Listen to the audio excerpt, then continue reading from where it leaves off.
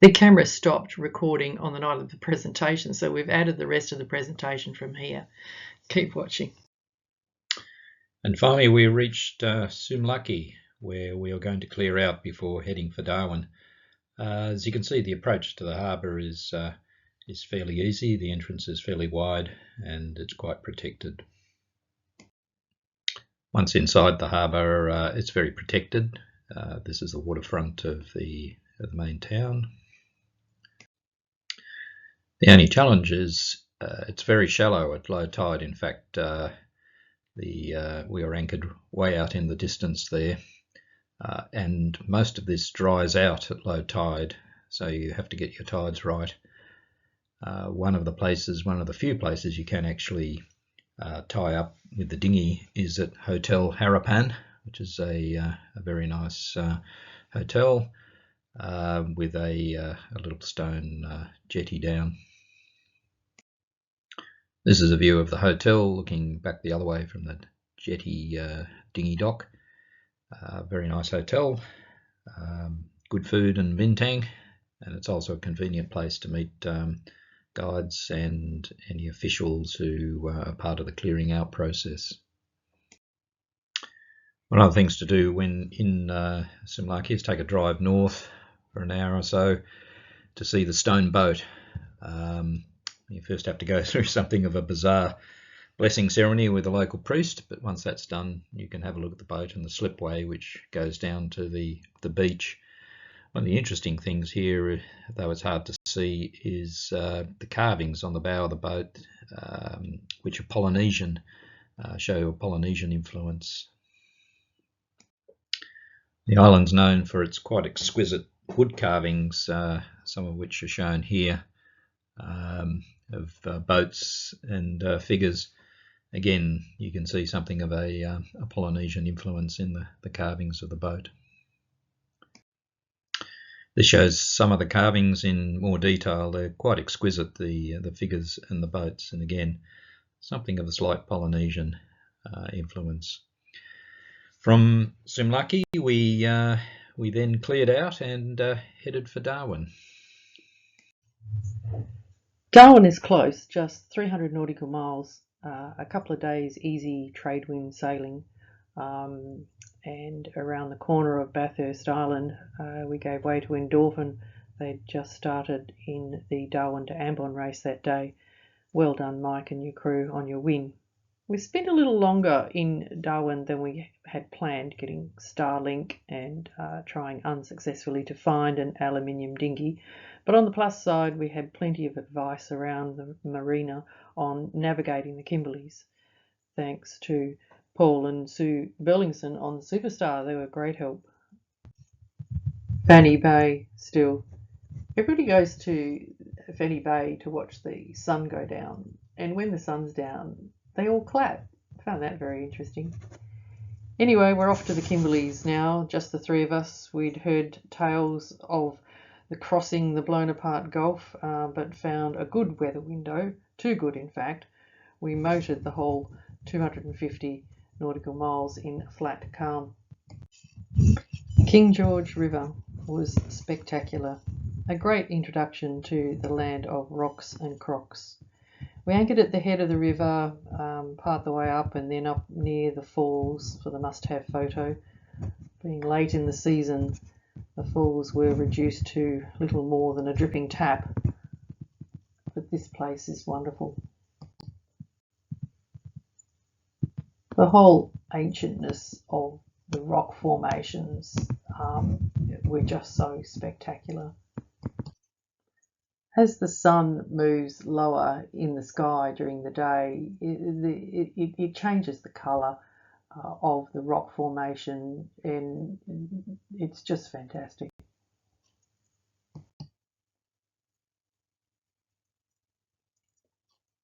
These photos are still of King George River. We spent a few days here. Further upriver we got, sometimes the narrower it got, and there's just that dribble of water on the left-hand side of one of the falls.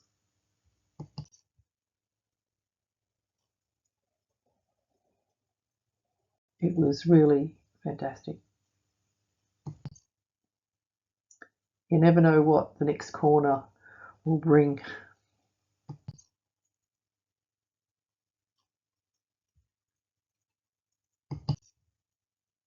Yes, well, I did climb up that hill there and took that photo of 4D moored there. We stayed there one night too. The Twin Falls, the left one had a little bit of water in it. It was September. Well, there were crocs around. We didn't see any though. Some of the tourist boats seemed to find them, but we didn't see any crocs until we made our way around, passed through Cape Londonderry, the northernmost tip of WA, into what they call Talbot Bay, just on the west side there, about a half a mile offshore. And right in front of us, we're just about to anchor, and we found one leisurely swimming. Seemed to be a reasonable size, about 4 to 5 metres. We weren't quick enough to get a photograph. Much like Indo, it was daily hops, sometimes an early start, and similarly mostly motoring. Whales began to appear every day, heading south with their young ones, their calves in tow. It was awesome to watch. We moved on to Freshwater Bay, and that's a tawny nurse shark of a night time. Definitely saw lots of beady eyes on the water's edge when we shone the torch of a night time in Freshwater Bay. Then we moved on to Shelter Bay, is a great spot. It's well protected. That's pretty much rock all the way around. It's an idea of the tide range there in Shelter Bay. You just need to be careful of where you leave your dinghy or how long you leave your dinghy if you're going ashore. Another good stop is Wary Bay, Biggie Island, and we saw some rock art here.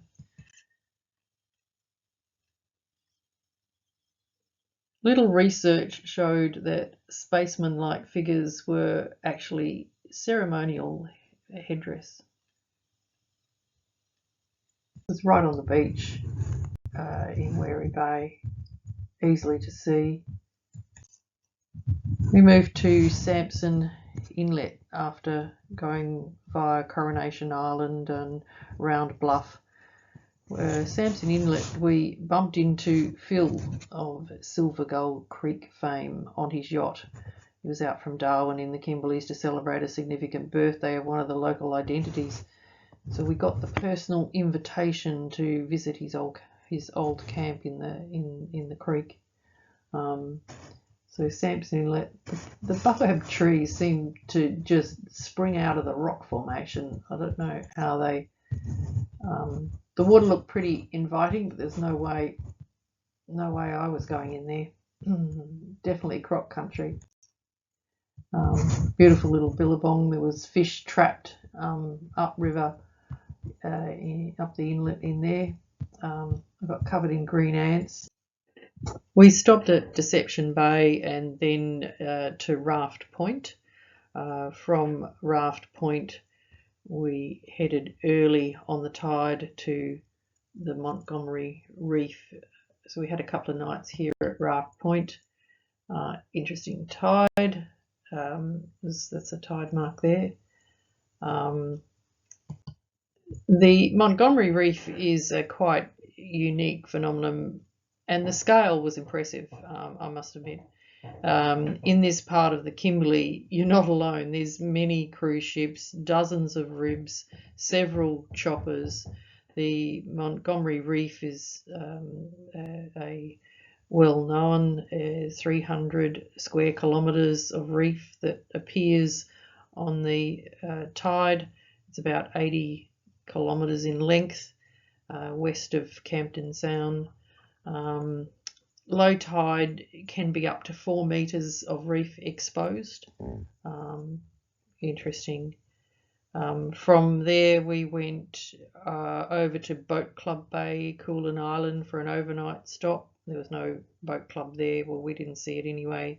And then a passage up to Talbot Bay and anchored off the horizontal falls. This is the flotel at the horizontal falls. We elected to take a boat tour through the falls rather than our dinghy. We thought 900 horsepower is probably more appropriate than an 8 horsepower.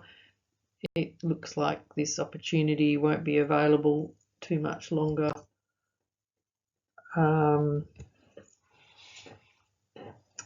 As I believe they're going to stop it, stop people going through horizontal falls.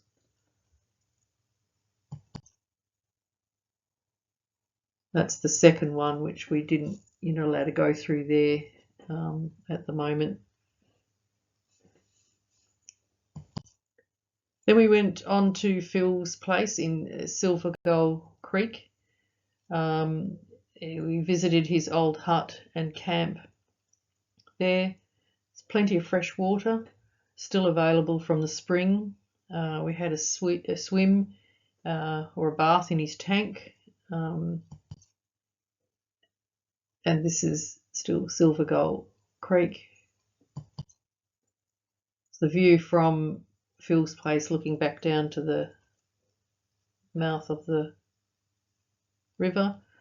We got some diesel at Dogleg Creek. Coppermine Creek. We exited the Kimberley from here. It had been a fairly short trip. The area is immense.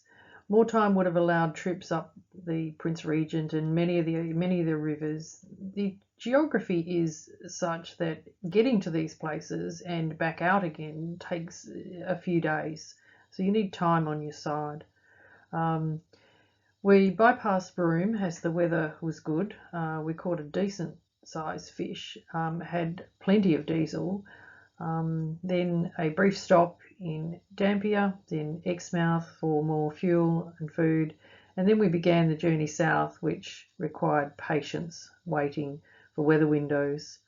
Of note is that Carnarvon now dredged to both the commercial on floating jetties in there and the yacht club, but still relatively shallow, and you need to watch the tides getting in and out. Shark Bay, as usual, had plenty of whales, dolphins, dugongs, turtles. In fact, it was whale highway all the way to Freo from the Kimberleys.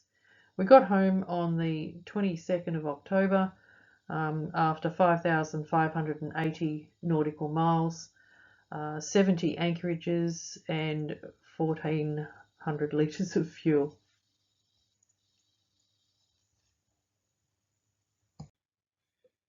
Finally, in closing, we thought we'd share some of the learnings we picked up for anyone who hasn't been to Indonesia and is thinking of going for the first time.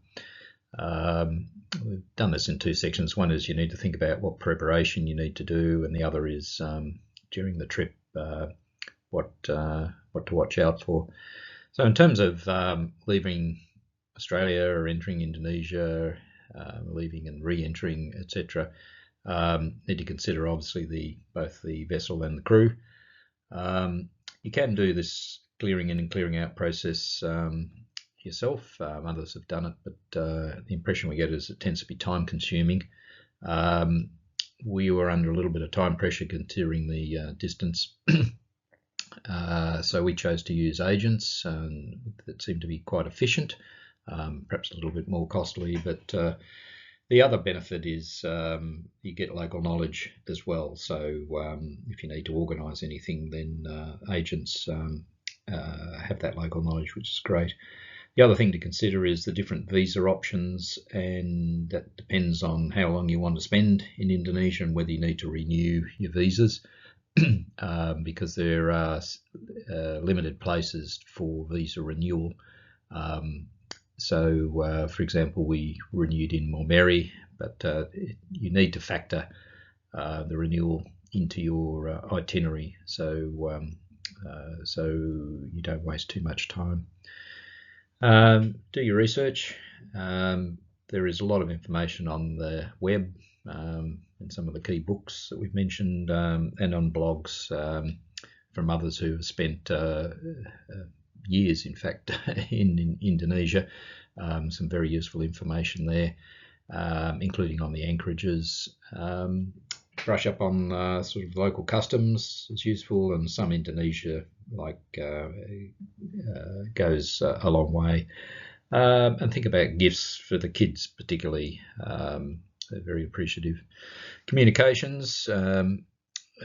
Get your Indonesian phone and chip. Everyone uses WhatsApp there. The mobile coverage, internet coverage, is pretty good from around Bali, but gradually degrades as you get further east until you get to Simlaki, where, perhaps because it was a bit of a military town, there was only SMS really would work. That was very limiting. But the great news is Starlink, we believe, is now available in Indonesia.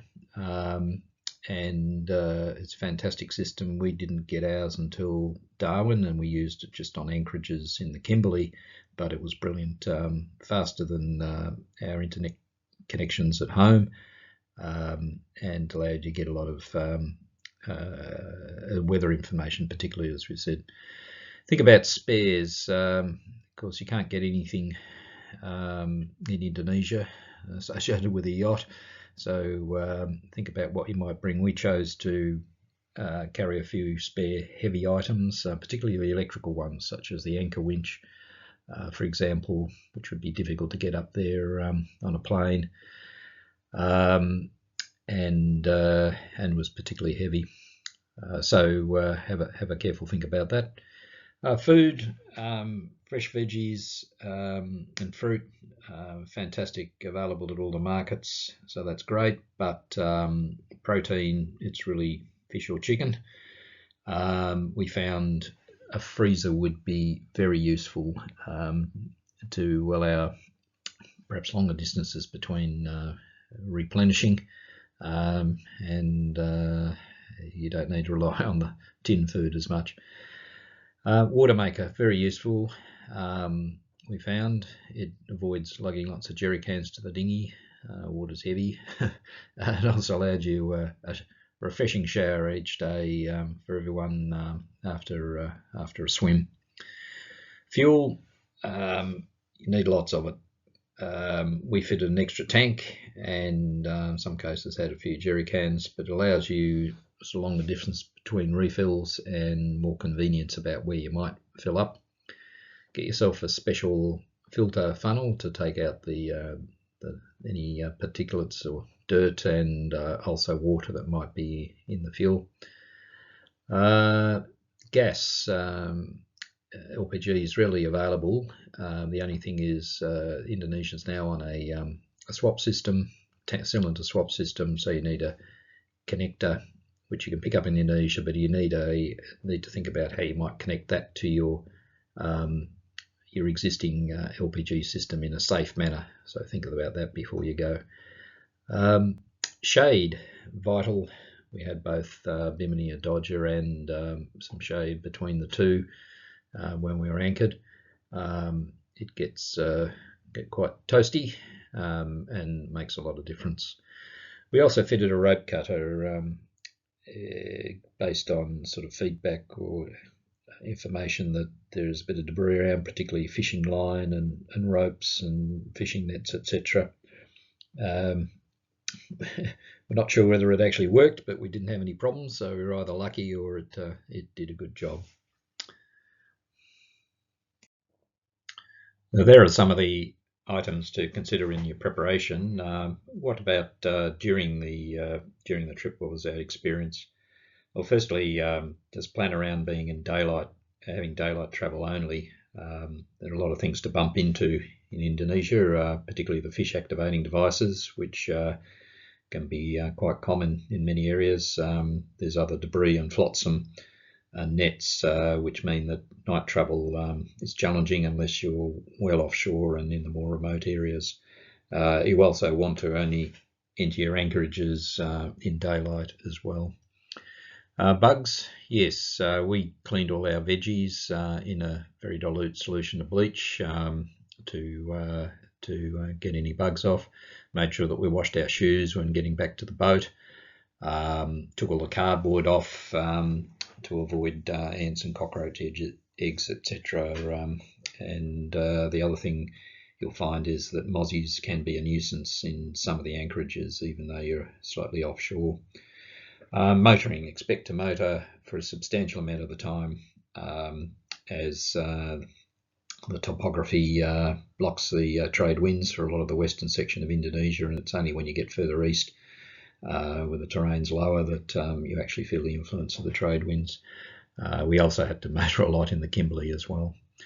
Fuel, get your special funnel to filter the sand and water out. We use Dex, not solar. Dex is readily available at the service stations. And we also dosed to kill the bugs as well. We had dual diesel filters, but in fact we went through the whole of the Indonesia and Kimberley and returned home on just one filter. We never had to actually change over, so hopefully we've avoided the gum problems. Petrol was a different matter. We picked up some gum in our outboard. So one thing to be useful is make sure you have a carby overhaul kit. Ours was a Mercury, but Yamaha's much more common in Indonesia. Gas, Indonesia had the cylinder swap system, now similar to Australia. That's a recent safety innovation they've had. Use snap connectors, which you can pick up at the supermarkets and other stores. You need to be able to have prepared to fit those, but also note they're not particularly robust. They can leak, and there's also some different types of cylinders. Try and avoid the old green ones. The pink and other coloured ones tend to be better condition. Anchoring, expect to anchor, and up typically in 15 metres of water, but quite often, or sometimes we had to anchor in up to 30 metres of water just because of the bathymetry.